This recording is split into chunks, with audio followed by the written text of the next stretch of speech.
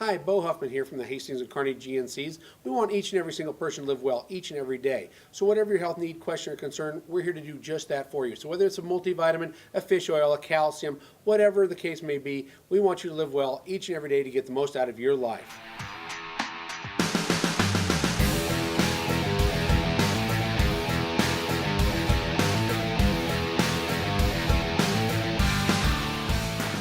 Hey guys, welcome to the Sports Hub, brought to you by GNC. I'm O'Gara, this is Nathan Hart. Nathan, we got a loaded show today. We have a lot of things to get through. Conference tournaments, we got an FKC preview, an LPC preview. We have the big Elm Creek Overton game. But first, we're going to talk 3 stars, as we always do. And first, we're going to talk about a guy that's becoming a little bit more of a regular in this program, and that's Robert Edgar Bertrand. He had a big 29-point performance in a win against Cambridge on Tuesday night. That was a second-round game of the RPAC tournament. Bertrand is in the quarterfinals for the first time in their history since they joined the RPAC in 2007. And they're going to look to get a big win and a rematch against Southern Valley. So Edgren, obviously a big part of that. Jake Samuelson obviously had a really good game with 26 points. Led a huge second half charge in that one. So big performances for Bertrand. And then in South Loop, we have Eamon Schwartz. Had a big 27-point game and a 64-49 win against Sutherland. South Loop, a team that hasn't necessarily had the toughest schedule yet. Schwartz has been the guy. He's a senior. He's so big for that team and what they're capable of doing. I'm going to be really interested to see what they can do in the LVC tournament. If they can have a good showing in that, I think that's a good barometer for them in the postseason. And then on the girls' side, we got Rachel Earhart from Wilcox-Hildreth coming up big on Saturday, 25 points, 11 rebounds, and a 55-53 win against Amherst. The Falcons keep getting the job done. She's leading the way. It's pretty remarkable for a team that was winless 2 seasons ago. Wow. So they're putting together a nice season, and Earhart's leading the way. For this week's GNC Muscleman Pick of the Week, we're going to the first round of the boys LPC tournament, a 4-5 matchup between Gibbon and Arcadia Loop City. This whole tournament could be wildly entertaining. It could start with this game. 2 teams that have talent. For Gibbon, they're led obviously by Riley Reinertson, but their supporting cast is coming along as well. Gareth Stroh, Ryan Milks, and others are often helping Reinertson to get the wins. For Arcadia Loop City, they've got a couple scorers in Robbie Ritz, Brady Rasmussen, putting together a nice season as well. This will be a rematch from early December. Gibbon won that game big, and I'm guessing this one will be a little bit closer, but I think the supporting cast for Gibbon is coming along well enough that they're going to win again 65-51. We got a couple more conference tournaments starting up this week. We're looking at, first of all, the LouPlatte conference tournament, and we're going to look at the girls' side. Obviously, there's a clear-cut favorite in this one. That's the Kearney Catholic Stars. They're 18-0. They've played 7 of the 9 teams in the conference with an average winning margin in those games by about 40 points. So it's going to be tough for anyone to just match the depth, the talent that they have. So they're the clear-cut favorite. If there's a wild card in this, it's Ravenna. Ravenna gave the Stars a somewhat decent test. They hung with them for about a half, lost only by 16. They have the talent, Amy Johnson, Kaylin Basnett, Sienna Long, to put together good games. Now, can they hang with the Stars? That's a good question. They'll have to handle the pressure, not get overwhelmed, to make it a close game and see what can happen, say, in the fourth quarter. But the Stars definitely the favorite on the girls' side. and on the boys' side, a wide open field. A lot of teams that could be competing for that title. Who do you look to come out of that one? Wide open field. I think there's one team that maybe has a slight edge on the field, and that'd be Ravenna. They're the number 1 seed. They're 14-2 on the season, 5-1 against conference opponents. And they just have a lineup that any high school coach would want. They have a point guard playmaker in Jake Techmeyer. They've got some wing players that can shoot, Blake Kramosa, Tom Sichkowski. And they have a big guy in Brady Standage who can get the job done in the post. That starting 5 is as good as any you'll see in Class C2 or Class C1. So I think they're the favorite. The rest of the field, if they're a step below, is wide open. It really is. Even Kearney Catholic, who's playing in the bunny round game, I could see winning a handful of games, making it to a final. But if you're going to take a wild card, you're going to go with Gibbon. I just talked about them in the pick of the week. They've got the star in Riley Reinertson who can go off. And they have a supporting cast, Gareth Stroh, Ryan Milks, that can really help out. And even if Riley has an off game, they can get the job done as well. I've seen Gareth Stroh do that a couple times already this season. So a wild card would be Gibbon, but this is a wide open field. Who knows? Gibbon could go against my pick and lose in the first round game. Wild card for a wild field. Should be a good one, definitely, in the LPC.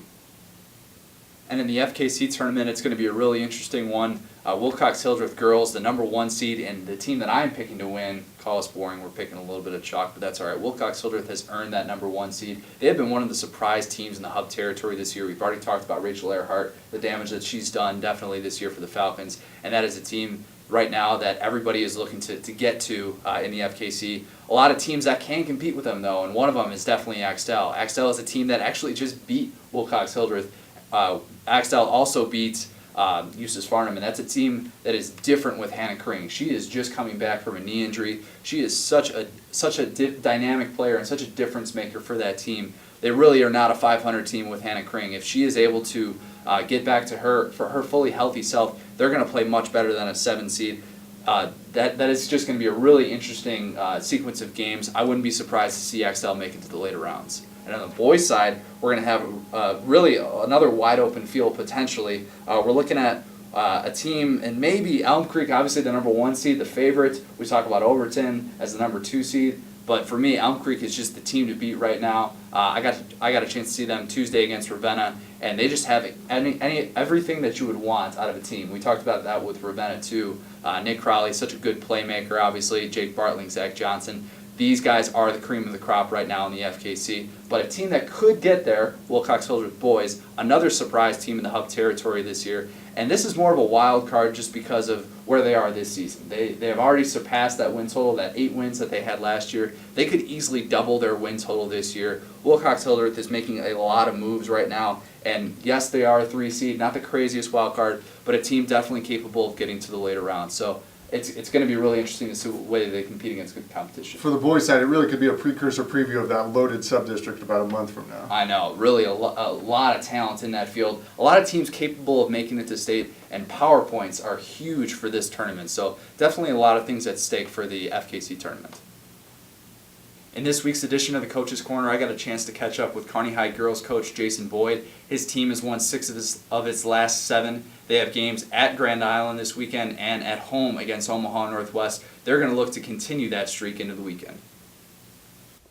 Yeah, I mean, I think our focus right now is on Grand Island. We haven't really done much with Northwest at all yet.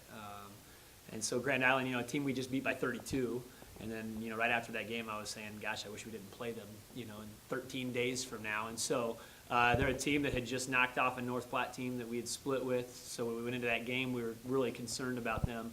But we played really well. It was one of those games we played really well. They probably didn't play as well as they're used to playing. So it's going to be a tougher game for us. It's at Grand Island. And it's a rivalry. And so usually those rivalry games are a little closer. Our guys and our girls kind of took it to them a little bit the first night, but we're a little concerned with that game going in. Definitely re-scouted them, watched their games from last weekend, watched our game with them, and are preparing like we haven't played them at all. But we're definitely trying to prepare for them and give our full attention to Grand Island right away. Nathan, we talked about it before the start of the season, the big Overton Elm Creek showdown. It's finally here this Friday. We're going to do a 60-second blitz talking about this big headliner game starting right now. What is at stake in this game for both of these teams? Huge deal for wild card points. Overton, Elm Creek, both in the top 10. Overton could leapfrog Elm Creek with a loaded sub-district. You're going to fight, crawl, scratch for any wild card points you can get. This is a big one. What are the keys? You look at the Nick Crowley, Tanner Ryan matchup. That could potentially be such a big showdown with those two guys. Obviously, 2 guys that are capable of taking over the game for both of these teams. And Elm Creek, to get that first win against Overton. These seniors have never experienced a win against Overton. They want to get that big win in their own house. That place is going to be rocking. Overton needs to get out to a good start. They can't allow them to get off to Elm Creek to get the crowd involved early. And pace could play a key. Overton is okay with playing 70, 80-point games. Elm Creek likes to slow it down. Their half-court offense is pretty efficient when it's going, but they could win this game scoring 40 or 50 points. Elm Creek's a different team than they were in years past. This is going to be such a good game. This might be the best game that these 2 teams have had in the 4 years that these seniors have experienced. So definitely going to be a good one. Going to want to check that out. We're going to have all the coverage on Friday.